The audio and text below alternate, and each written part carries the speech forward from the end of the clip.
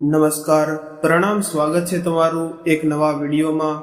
મિત્રો, આજની કહાની એક સત્ય ઘટના છે, એટલે થોડો સમય કાઢીને અંત સુધી જરૂરથી સાંભળજો અને કોમેન્ટ બોક્સમાં હર હર મહાદેવ, જય શ્રી કૃષ્ણ જરૂરથી લખી દેજો.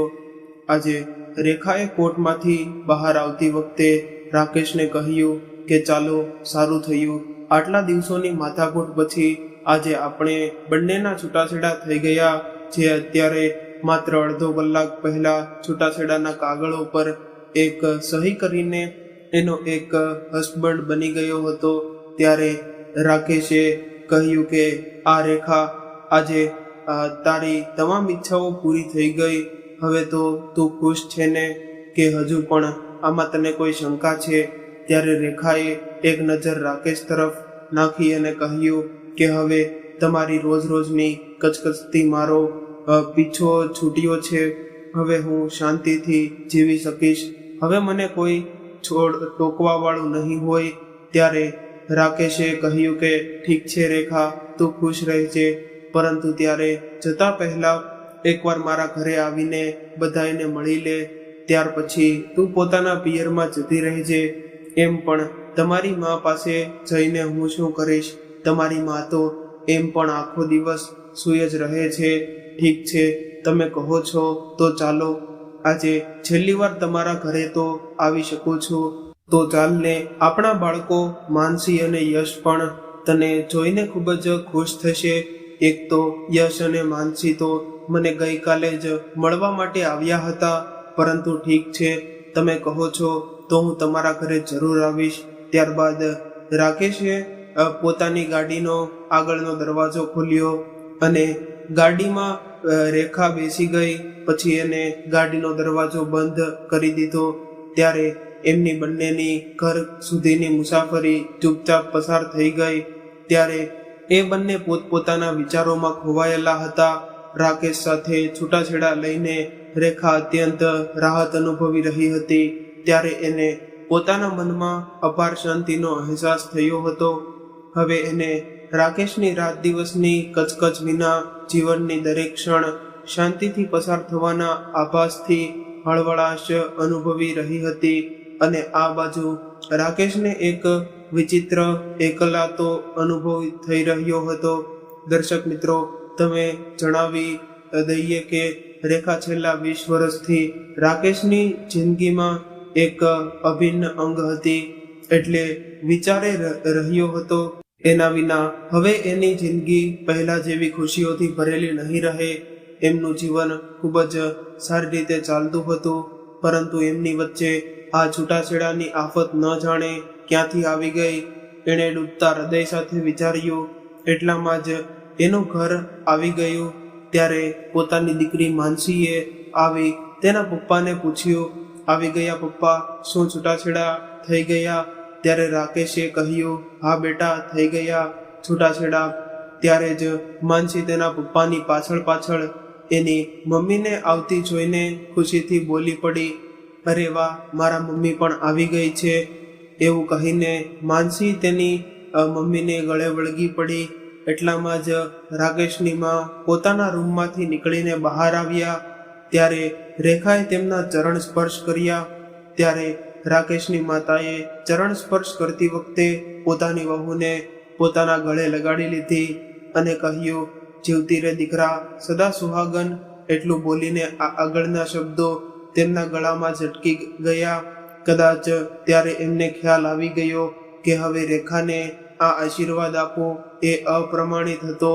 ત્યાર પછી એમણે કહ્યું, ચાલ રેખા, હાથ મોં ધોઈને ટેબલ પર આવી જા, હું ખાવાનું બનાવું છું. ત્યારે રેખાએ કહ્યું, અરે માં, તમે એકલા એકલા શું કરશો?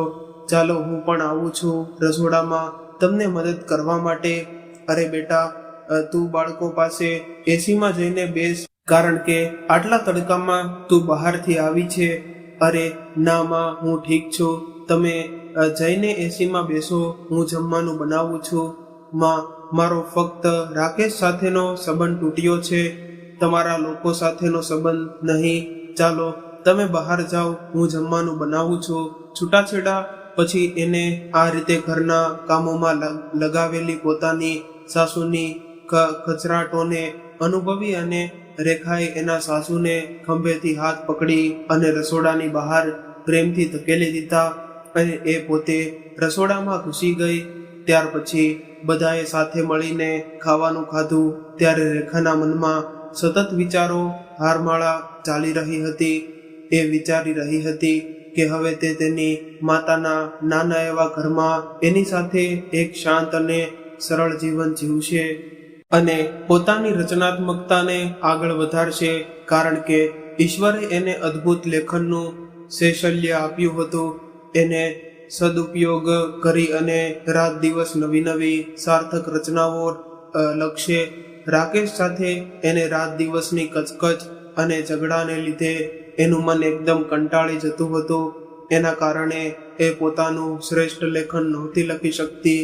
ત્યારે વિચારવા લાગી કે રાકેશથી અલગ થવાના સમયગાળા દરમિયાન એને એક ટૂંકી નવલકથા પૂર્ણ કરીને એમેઝોન પર પ્રકાશિત કરવી હતી. એનો દીકરો, દીકરી અને અમુક નજીકના મિત્રો જેઓ એના શ્રેષ્ઠ વિવેચક હતા, તેમના કહેવા પ્રમાણે એને એના શ્રેષ્ઠ લેખનની સર્વશ્રેષ્ઠ રચના હતી. એટલે જેણે પણ આ નવલકથા વાંચી તે વાહ વાહ કરતું હતું. એના માટે આ રાકેશથી અલગ થવાના સમયગાળા દરમિયાન જ સંભવિત બની શક્યું હતું. એક જીવન પરિણીત જીવનના બોજ હેઠળ તેની રચનાત્મકતા પણ જાણેજી નિર્જીવ બની ગઈ હતી. છૂટાછેડા પછી હવે એ પોતાની સંપૂર્ણ ક્ષમતાથી એને ધારદાર બનાવશે અને પોતાનું બેસ્ટ લેખન લખશે. એટલામાં જ એની દીકરી માનસીએ એને પૂછી લીધું કે મમ્મી, હવે તારો આગળનો શું ઈરાદો છે? ત્યારે પોતાની દીકરીના પ્રશ્નનો જવાબ આપતા રેખાએ કહ્યું કે બેટા, મારે ઘણા બધા કામ કરવાના છે. મારી ટૂંકી નવલકથા એમેઝોન પર સારી ચાલી રહી છે, તો સોશિયલ મીડિયા પર એની પબ્લિસિટી વધુ તીવ્ર બનાવવાની છે. એટલે તેની દીકરીએ કહ્યું, ઓહ વાહ, ઉત્તમ મમ્મી, તું ઠીક કહી રહી છો. તું પોતાનું પબ્લિસિટી ચાલુ કરી રાખ. કદાચ તું બેસ્ટ સેલર બની જઈશ. અને હા, એનું વેચાણ અત્યારે ધીરે ધીરે વધી રહ્યું છે, પરંતુ મને લાગે છે કે જો હું થોડી વધુ પબ્લિસિટી કરીશ તો કદાચ વેચાણમાં તેજી આવશે. આ સિવાય એક વાર્તા સંગ્રહ છાપવાનો છે. એની સ્ક્રિપ્ટ લગભગ તૈયાર છે. બસ ફાઇનલ એડિટિંગ કરીને તેને પ્રકાશન કે તે ત્યાં મોકલવાનું છે. ખૂબ સરસ મમ્મી, ઓલ ધ બેસ્ટ. ચલો હવે તમે પપ્પા સાથે ચેસ રમો. પપ્પા તમારી સાથે ચેસ રમવાનું ખૂબ જ મિસ કરે છે. ગઈકાલે મેં કહ્યું કે મારી સાથે રમી લો તો એણે મને ના પાડી દીધી અને બોલ્યા, મને રેખા સાથે જ રમવાની મજા આવે. એટલે ત્યારે રેખા અને રાકેશ બંને ચેસ રમવા લાગ્યા. રાકેશ રેખા સાથેના છૂટાછેડાને લઈને કોઈ પણ રીતે ખુશ નહોતો. એનું ધ્યાન વારંવાર રમતમાંથી ભટકી રહ્યું હતું અને ત્યારે રેખાએ જોતજોતામાં એને હરાવી દીધો અને એને ઉત્સાહિત થઈને બૂમ પાડી, લો રાકેશ, મેં તમને હરાવી દીધા. આજે તમે બરાબર ન રમ્યા, તમારું ધ્યાન ક્યાંય બીજે હતું. ત્યારે રાકેશે કહ્યું, અરે મેડમ, આ રમતને છોડો. તમે તો મને જીવનની રમતમાં પણ જબરદસ્ત પરાજિત આપ્યો છે. ત્યારે રેખાએ રાકેશની આ વાતોનો કોઈ પણ જવાબ ન આપ્યો અને ચૂપ રહી. રમત પૂરી થતાં જ રેખા પોતાના પિયરમાં પાછી આવી રહી. પોતાની માના ઘરે પહોંચીને કપડાં બદલીને એને પોતાની માના રૂમનું ડોકિયું કર્યું. ત્યારે એ રોજની જેમ સૂઈ રહી હતી. એટલામાં જ એના ફોનની રિંગ વાગી. કેનેડામાં રહેતી એનાથી ઉંમરમાં લગભગ 10-12 વર્ષ મોટી એની એક કઝિન મમતાનો ફોન હતો. એણે કહ્યું, રેખા, રાકેશ કુમારને કહેવું છે તમે બંને ક્યારે કેનેડા આવવાનો પ્રોગ્રામ બનાવો ને. વર્ષો વીતી ગયા અને તને રાકેશને જોયા એને. ત્યારે રેખાએ કહ્યું કે મમતા, મેં તો રાકેશ સાથે છૂટાછેડા લઈ લીધા છે. હવે હું ક્યારેય એકલી જ કેનેડા આવીશ. એટલે મમતાએ કહ્યું, શું છે તે રાકેશ સાથે છૂટાછેડા લઈ લીધા? તું આ શું કહી રહી છે? તું ભાનમાં તો છે ને? તમારા લગ્નના આટલા વર્ષો પછી છૂટાછેડા. આ શું ગાંડાપણું છે રેખા? હું તો તમને બંનેને એક આઈડિયલ કપલ માનતી હતી, પરંતુ તે તો ખૂબ જ શોકિંગ સમાચાર સંભળાવ્યા. ત્યારે રેખાએ કહ્યું, રાકેશ જેવા લાગે છે એવા છે નહીં મમતા દીદી. તમારી બંનેની બહુ લાંબી વાત છે, ફરી ક્યારે હું તમને કહીશ. ત્યારે મમતાએ કહ્યું કે હું તો સપનામાં પણ નહોતી વિચારી શકતી કે તમારા બંને વચ્ચે છૂટાછેડા થશે. હવે રેખા, તું એકલી કેવી રીતે રહીશ? પતિના સહારા વિના જિંદગી એકલા વિતાવવી એ કોઈ મજાક નથી. અરે દીદી, આ કેવી મૂર્ખામી ભરી વાતો કરી રહી છે તું? અમારી વચ્ચેનો સંબંધ ખૂબ જ ગૂંગળામણ ભર્યો બની ગયો હતો. હું રાકેશ સાથે ખુલીને શ્વાસ પણ નહોતી લઈ શકતી. હું પોતાના પગ પર જ છું, કોઈના સહારાની મારે જરૂર નથી. જીવનના હાથ બક્કે હવે હું પોતાના દમ પર પોતાની શરતો પર જીવવા માંગુ છું. છેલ્લા અમુક વર્ષોથી રાકેશની દાદાગીરી અને કચકચ હદથી પણ વધારે વધી ગઈ હતી. એની તાનાશાહી અને કચકચને કારણે મારી રાતોની ઊંઘ પણ હરામ થઈ ગઈ હતી. એક દિવસ તો હદ થઈ ગઈ. એમને મારા પર હાથ ઉપાડી દીધો. તો બોલ, હું કેટલું સહન કરું?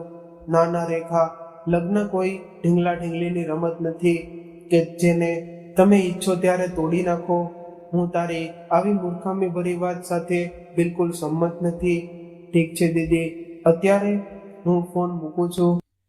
ક્યારેક મળીશ તો હું તને વિગતવાર આખી વાત કહીશ.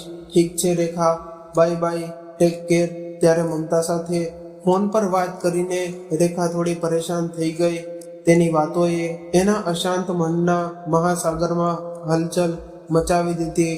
હવે તેના મનમાં દુબઈ થવા જઈ અને એને પોતાના આ નિર્ણય પર શંકા થવા લાગી. શું રાકેશને છૂટાછેડા આપવાનો એનો ફેસલો યોગ્ય હતો? ત્યાર પછી એને પોતાની નકારાત્મક વિચારસરણીને વિરામ આપ્યો અને પોતાની જાતને એમ કહીને કે તે કંઈ ખોટું નથી કર્યું. રેખાએ રાકેશ સાથે પોતાનો સંબંધ નિભાવવામાં કોઈ પણ કસર નહોતી છોડી. એમની સાથેના પોતાના સંબંધને તે હંમેશા પૂરું સમર્પણ આપ્યું છે. પરંતુ રાકેશ જ તને પ્રેમ, ભાન અને સન્માન આપી શક્યા, જેની તું ખરેખર હકદાર હતી. તે એની પાસે શું માંગ્યું હતું? બસ પોતાના માટે થોડી સ્પેસ અને તેમની નજરમાં પોતાની અસ્મિતાની કદર અને ઇજ્જત. અને આ એક પત્નીનો કાયદેસરનો અધિકાર છે. અને જે સંબંધમાં પરવા અને સન્માન ન હોય, આવા સંબંધને અંત લાવી દેવો એ વધુ સારું છે. એટલું ન વિચાર રેખા, તેમને છૂટાછેડા આપીને કંઈ ખોટું નથી કર્યું.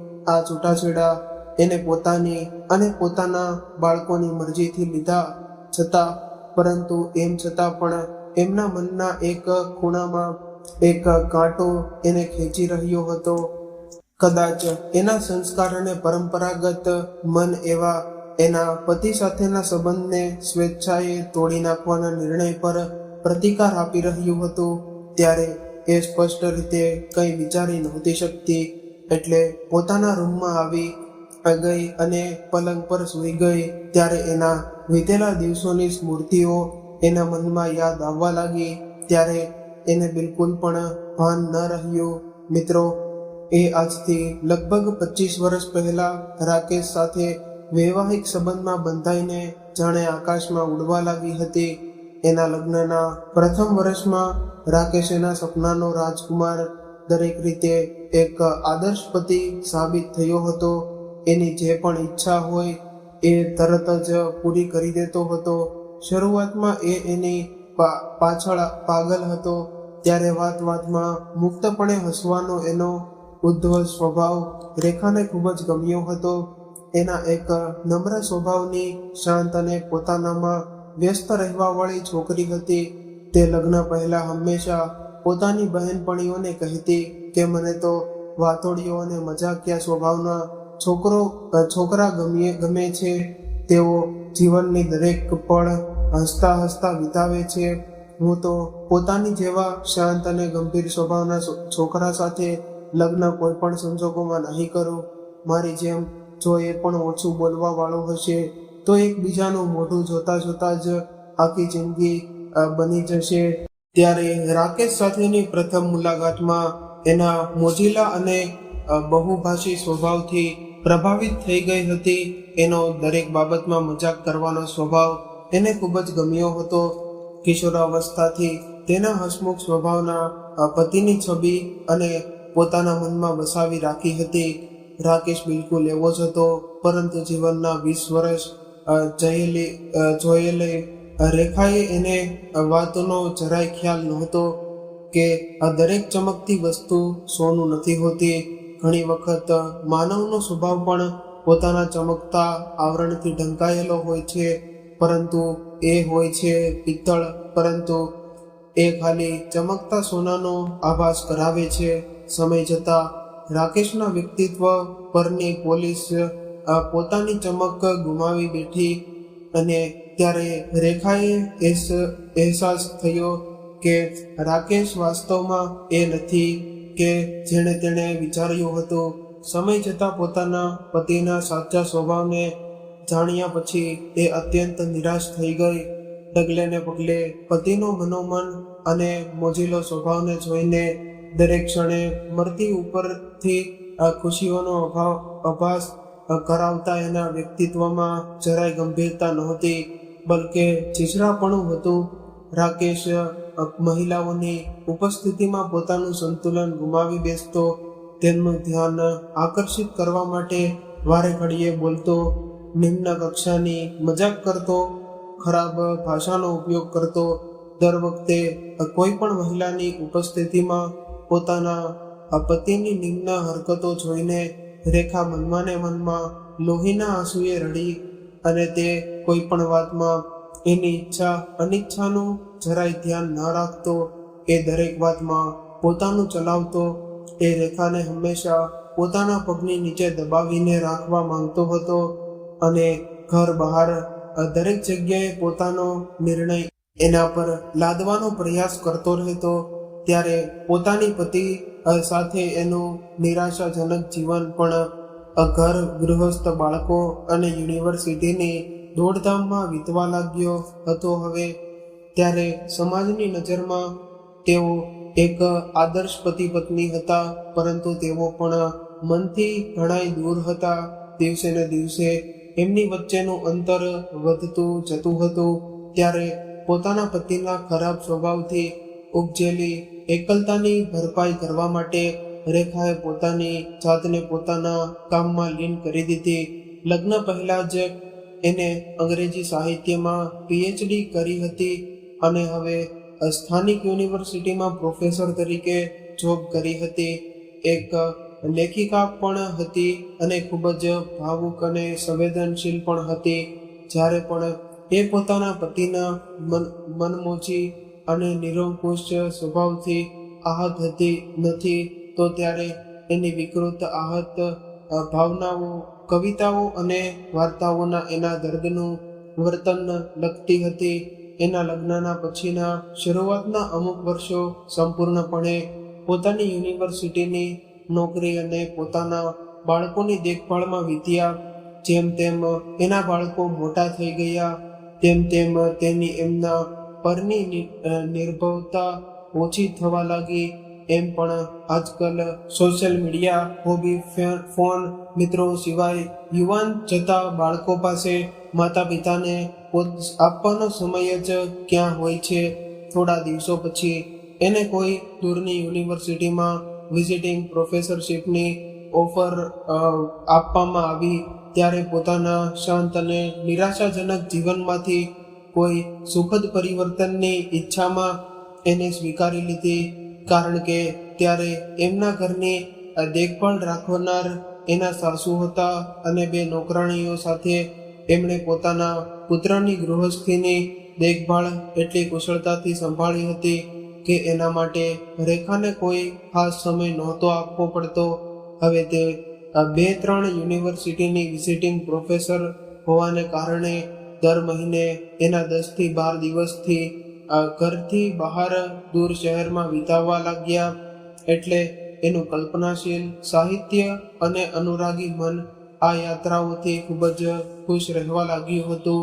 નવા સ્થળોના ફ્રેશ વાતાવરણમાં એને પોતાના સાહિત્ય સર્જન માટે ભરપૂર મસાલો મળતો હતો. ત્યારે એ પોતાની એ યાત્રાઓને ખૂબ જ એન્જોય કરવા લાગી હતી. બહારની યુનિવર્સિટીમાં આખા દિવસોમાં એને વધુમાં વધુ 2-3 લેક્ચર આપવાના હતા.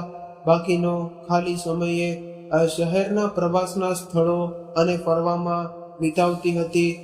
દૂરના શહેરોની આ યાત્રાઓએ એના 2 રંગ જીવનમાં નવા રંગો ભરી દીધા હતા. ત્યારે એ ખૂબ જ અધીરાઈથી પોતાની આ ટિપ્સની રાહ જોતી અને ત્યારે એના ઘરમાં બધું જ સામાન્ય ચાલી રહ્યું હતું.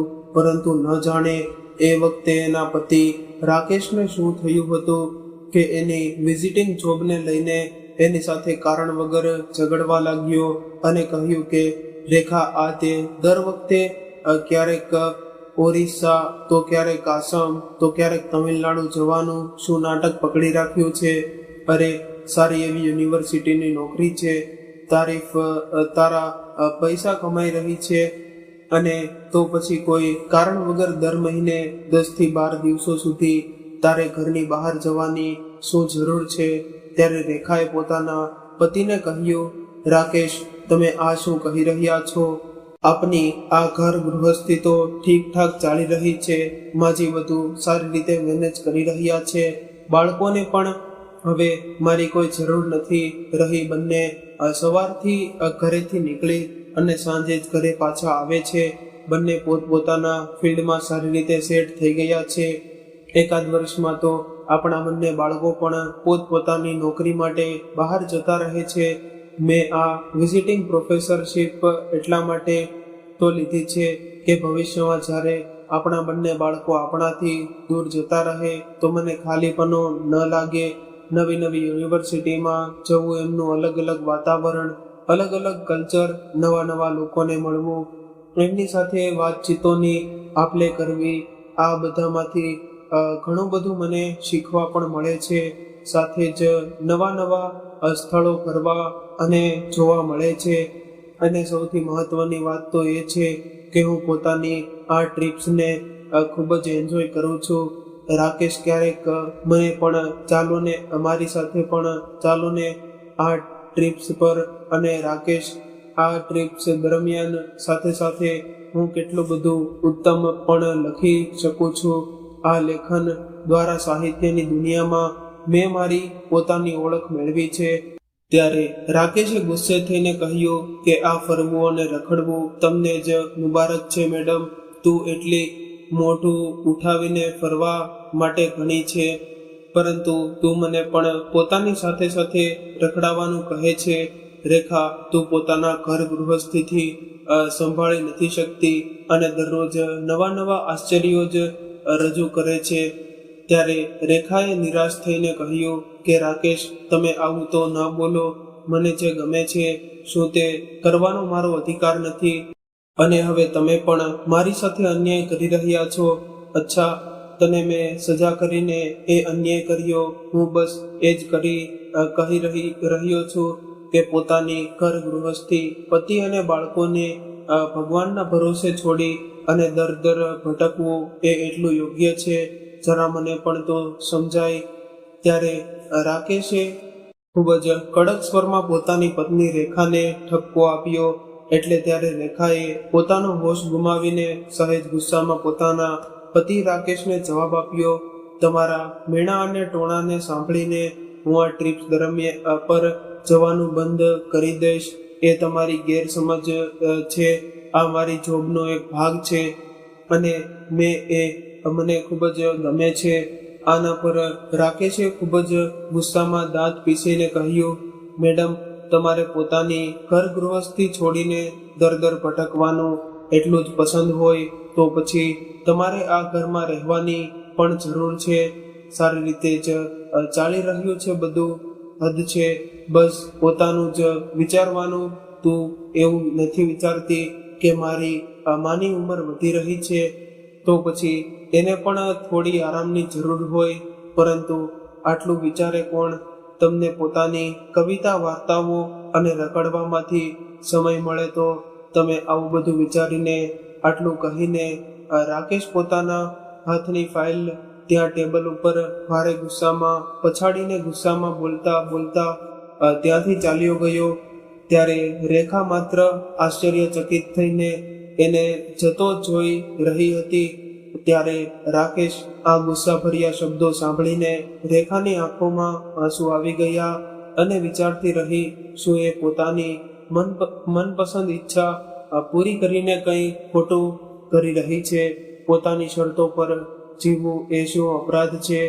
એટલામાં જ એની દીકરી માનસી રૂમમાં આવી અને એણે પોતાની મમ્મીને રડતી જોઈને તે બોલી કે શું થયું મમ્મી, પપ્પા તારી પર કેમ બગડી રહ્યા છે? ત્યારે રેખાએ એની દીકરીને કહ્યું કે હું વિઝિટિંગ પ્રોફેસરશીપની આ ટ્રીપ્સને ખૂબ જ લાયક કરું છું. બસ હું તારા પપ્પાને આટલું જ કહી રહી હતી અને તારા પપ્પાએ મને આટલું બધું સંભળાવી દીધું.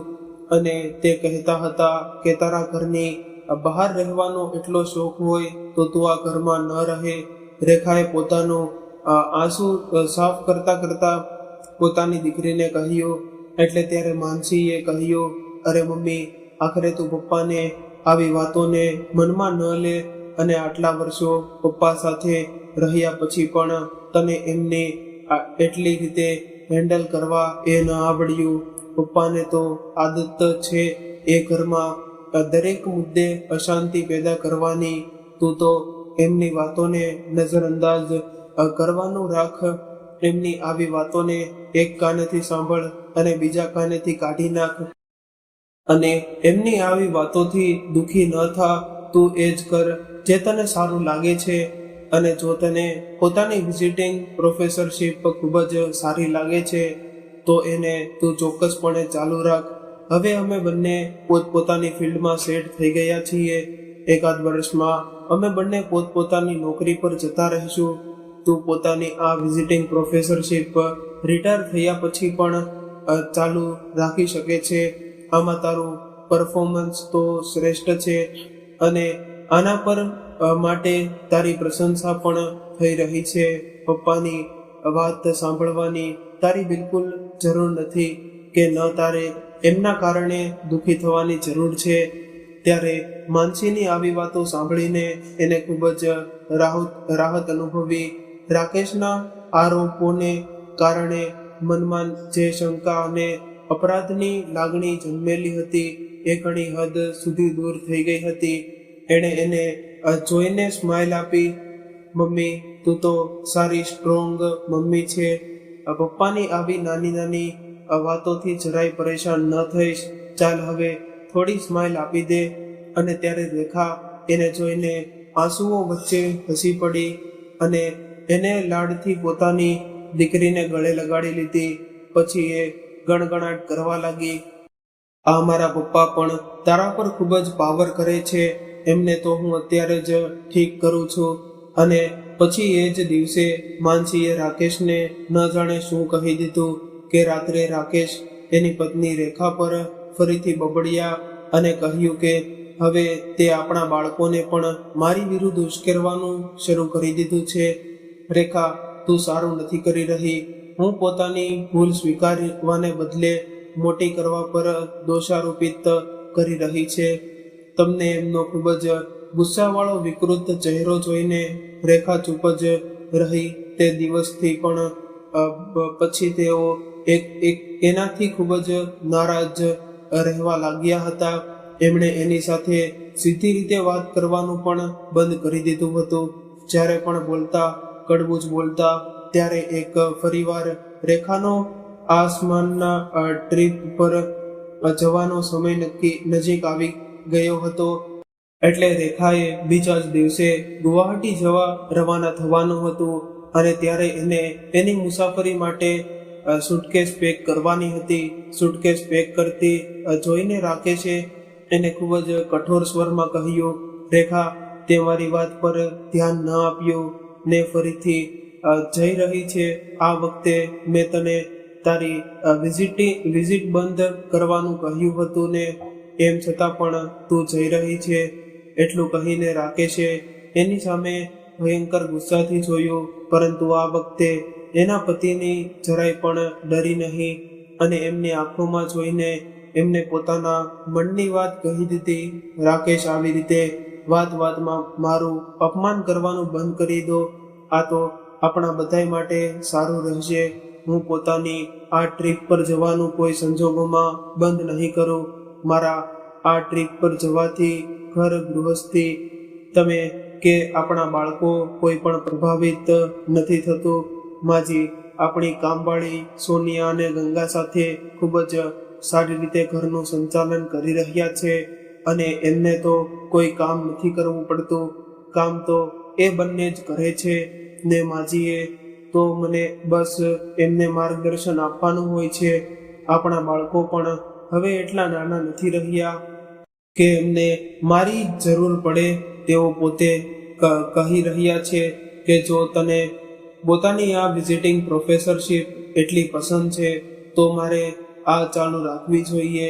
ભવિષ્યમાં રિટાયર થયા પછી આના લીધે હું એક્ટિવ તો રહી શકીશ.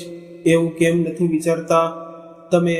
હું આ પ્રોફેસરશીપ મૃત ન આવે ત્યાં સુધી ચાલુ રાખીશ. તમે મને એને બંધ કરવા માટે દબાણ ન કરી શકો. રાઇટિંગ અને ટ્રાવેલિંગ મારું પેશન છે, એમાં મારું જીવ વસે છે અને પોતાનું પેશન પૂરું કરવામાં કોઈ તાકાત મને નહીં રોકી શકે. તમે પણ નહીં. આ વાત કાન ખોલીને સાંભળી લો. રેખાએ આટલું કહ્યું કે તરત જ રાકેશ એટલો ગુસ્સે થઈ ગયો કે એ ગુસ્સામાં રેખાને એક જોરથી થપ્પડ મારી દીધો.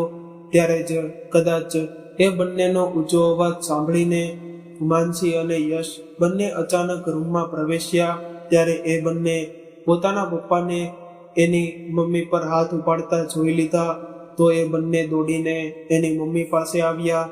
ત્યારે પોતાના બંને બાળકોને જોઈને રાકેશ થોડો આશ્ચર્યમાં પડી ગયો અને ઝડપથી પગલા સાથે રૂમની બહાર નીકળી ગયો.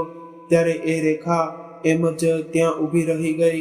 પતિ દ્વારા થપ્પડ ખાઈને પોતાના ગાલ પર હાથ ફેરવતા જોરથી વિલાપ કરવા લાગી. એને આ રીતે રડતા જોઈને માનસીએ અત્યંત ગુસ્સામાં બૂમ પાડીને કહ્યું, મમ્મી, આ તું કેવી રીતે સહન કરી શકે? પપ્પાએ તારા પર હાથ ઉપાડ્યો છે. This is intolerable. પરંતુ ત્યારે પોતાની મમ્મીને મૃત્યુની જેમ ઊભી રહેલી જોઈને એણે એને હલાવીને કહ્યું, મમ્મી, તારે પપ્પા સાથેથી છૂટાછેડા લઈ લેવા જોઈએ. તારે પપ્પા સાથેથી કોઈ પણ ભોગે ડિવોર્સ લઈ લેવો જોઈએ. બસ, બહુ થયું. દર વખતે તે તારા પર દબાણ કરે છે. મારા પપ્પા પોતાની જાતને સમજે છે. શું એમની ઈચ્છા પ્રમાણે નહીં થાય તો શું એ તને મારશે? આજકાલ પપ્પા અને બહુ ટોર્ચર કરવા લાગ્યા છે અને તું ચૂપ રહીને એમને પ્રોત્સાહિત કરે છે. હું આજે જ લોયર અંકલને વાત કરું છું. આટલું કહીને એણે એક નજીકના ફેમિલી ફ્રેન્ડ લોયરને ફોન કરવા માટે ફોન ઉપાડ્યો અને ત્યારે જ રેખાએ એને ખેંચીને એના હાથમાંથી ફોન લઈને કહ્યું, પાગલ તો નથી થઈ ગઈ ને? તું શું આવી રીતે ઘરની વાતને બહાર ફેલાવીશ? અરે મમ્મી, પપ્પાએ તારી સાથે વર્તન એવું જ કર્યું છે કે વાત બહાર સુધી જશે. અને મમ્મી, તું મને મારો ફોન આપ. અત્યારે હું પોતાના વશમાં નથી. તો ગુસ્સામાં હોશ ગુમાવી બેઠી છે. પાગલ થઈ ગઈ છે કે શું? હવે આ ઉંમરે હું છૂટાછેડા કઈ રીતે લઈ શકવાની? ના મમ્મી, છૂટાછેડા અને ઉંમર સાથે કોઈ લેવા દેવા નથી અને એને લેવા દેવા છે આ સંબંધમાં તારે સહન કરવા સાથે અને તારી પીડા સાથે. પપ્પા તારી લાયક જ નથી. તું ખૂબ જ નમ્ર, કેરિંગ, સ્વીટ અને ગ્રેસફુલ છે અને મારા પપ્પા તારથી સાવ અલગ છે. આઈ ડિસ લાઈક પપ્પા સો મચ. એમ કહીને રેખાના ગળે વળગીને સાસુ વહાળા લાગી તો તે પણ એની સાથે આંસુઓમાં ડૂબી ગઈ. એ મુશ્કેલ સમયમાં જ્યારે રાકેશે એને થપ્પડ મારીને એને અસ્તિત્વને પડકારી હતી, એની અસ્મિતતા પર હુમલો કર્યો હતો, એનાથી એના બંને બાળકો એની સાથે ઢાળ બનીને ઊભા રહી ગયા. એ બંને એને વારંવાર સમજાવી કે એને આ દિવસે ને દિવસે બોજરૂપ બની રહેલી લગ્ન સંબંધમાંથી મુક્ત થઈને જવું જોઈએ. તેઓએ એને સમજાવી કે બંને પોતપોતાના સ્વભાવને કારણે એકબીજાને બિલકુલ અનુકૂળ નથી અને તેથી તેઓ એકબીજા સાથે ક્યારેય શાંતિથી નહીં રહી શકે. એના જેવી સંવેદનશીલ, શિષ્ટ અને ઊંડાણવાળા વ્યક્તિત્વનું રાકેશ જેવા કડક અને છીછરા સ્વભાવવાળા અસંવેદનશીલ વ્યક્તિ સાથે જીવન જીવવાનો કોઈ અર્થ નથી. ત્યારે પોતાના બંને બાળકોની વાત સાંભળીને રેખાએ પણ મનમાં ઊંડું વિચાર્યું. ઘણા અઠવાડિયાના માનસિક વિચાર વિસમ્ર પછી તે એક નિષ્કર્ષ પર પહોંચી કે તે પોતાની અસ્મિતતાને જોખમમાં મૂકીને જીવનને મરીને જીવવાનો કોઈ અર્થ નથી. એને પણ ખુશ રહેવાનો, પોતાના મનનું ધાર્યું કરવાનો પૂરેપૂરો અધિકાર છે. પોતાના સ્વાભિમાનને કિંમતે એક બોજરૂપ સંબંધ જાળવવા માટે બહેતર છે આવા સંબંધમાંથી મુક્તિ મેળવી લેવી જોઈએ. એને પોતાના મનમાં ઘણો વિચાર કર્યો અને એને એના હાથમાં પતિનો અંતહીન અવગુણો, તિરસ્કાર અને તાનાશાહી અને મનની સૂકી રહેતી આવી એ બંને લગ્નના સંબંધમાં ઘેરાયેલા જરૂર હતા, પરંતુ મનથી એકબીજાથી ઘણાય દૂર હતા. એમના સંબંધોમાં કંઈ પણ તો નહોતું બચ્યું. ના કેરિંગ હતી કે ન શેરિંગ અને ન ઇજ્જત કે માન સન્માન.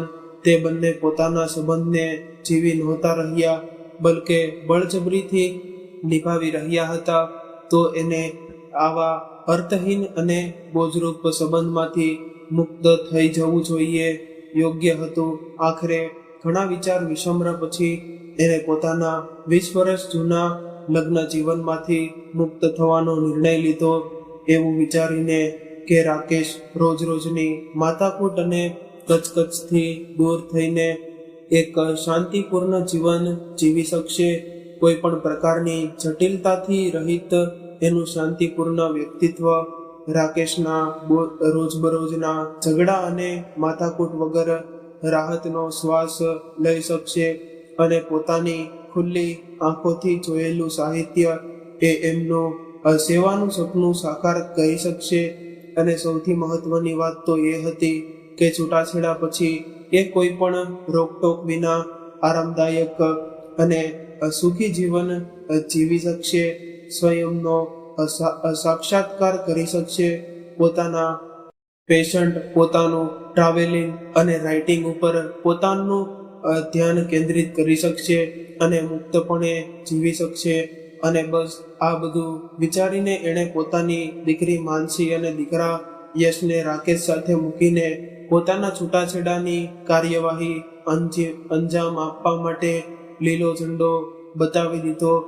ત્યારે એના બાળકોએ પોતાના પપ્પાને સમજાવ્યા કે તેઓ એની મમ્મી સાથેના પોતાના સંબંધને દિવસે ને દિવસે વધતી જતી મુશ્કેલીઓની ધૂળ ઉતારીને સ્વતંત્ર જીવન જીવી શકશે. એ એકબીજાના વિરોધાભાસી સ્વભાવને કારણે એ બંને ક્યારેક એક સાથે ખુશ નહીં રહી શકે. એટલે બહેતર એ છે કે એમને બંનેએ અલગ થઈને ખુશ રહેવું જોઈએ. અત્યારે આખરે જિંદગી ખુશીઓનું તો બીજું નામ છે. રાકેશને પોતાના સત્રે રેખા સાથે કોઈ ફરિયાદ નહોતી. રેખાએ ખૂબ જ શાંત, પ્રેમાળ અને સમજદાર, સારા સ્વભાવની શાંતપ્રિય સ્ત્રી હતી. એણે રાકેશ સાથે સંવાદિત સ્થાપિત કરવાના તમામ શક્ય પ્રયાસો કર્યા હતા, પરંતુ રાકેશના આધાર જેવા અને ખરાબ સ્વભાવને કારણે એના તમામ પ્રયાસો નિષ્ફળ ગયા. આખરે પોતાના બાળકો દ્વારા ઘણું સમજાવ્યા પછી એ રેખાએ છૂટાછેડા આપવા માટે તૈયાર થઈ ગયો. પોતાના એક નજીકના ફેમિલી વકીલને ત્યાં થોડા ચક્કર કાગળની કાર્યવાહી અને 1 વર્ષ માટે અલગ થયા પછી બંનેની પરસ્પર સંમતિથી કોઈ પણ જટિલતા વિના એ બંનેના છૂટાછેડા થઈ ગયા. રેખા બધું વિચારી જ રહી હતી કે ત્યારે એના ફોન પર એક મેસેજ આવ્યો. એટલે ત્યારે એને મેસેજ વાંચ્યો તો રાકેશથી અલગ થવાના સમયગાળા દરમિયાન નકેલી એની ટૂંકી નવલકથા બેસ્ટ સેલરની શ્રેણીમાં આવી ગઈ હતી. એટલે ત્યારે અવર્ણનીય ખુશીથી ઉછળી પડી. આજે એનું ખુલ્લી આંખોએ જોયેલું વર્ષો જૂનું સપનું પૂરું થયું હતું. ત્યારે એના આવનારા ભવિષ્યની અવગણિત ખુશીની ક્ષણો એની આંખોમાં ચમકવા લાગી. તો મિત્રો, આ સાથે આપણી કહાની અહીંયા પૂર્ણ થાય છે. જો તમને અમારી આ કહાની પસંદ આવી હોય તો ચેનલને સબસ્ક્રાઇબ કરવાનું ભૂલશો નહીં. અને જે મિત્રોએ હજુ સુધી જો વિડીયોને લાઈક ન કર્યો હોય તો લાઈક કરી દેજો અને આ વિડીયોને શેર પણ કરી દેજો. આ સાથે કોમેન્ટ બોક્સમાં હર હર મહાદેવ, જય શ્રી કૃષ્ણ લખવાનું ભૂલશો નહીં. ફરી મળીશું આવી જ એક નવી કહાની સાથે. ત્યાં સુધી સૌને મારા જય શ્રી કૃષ્ણ.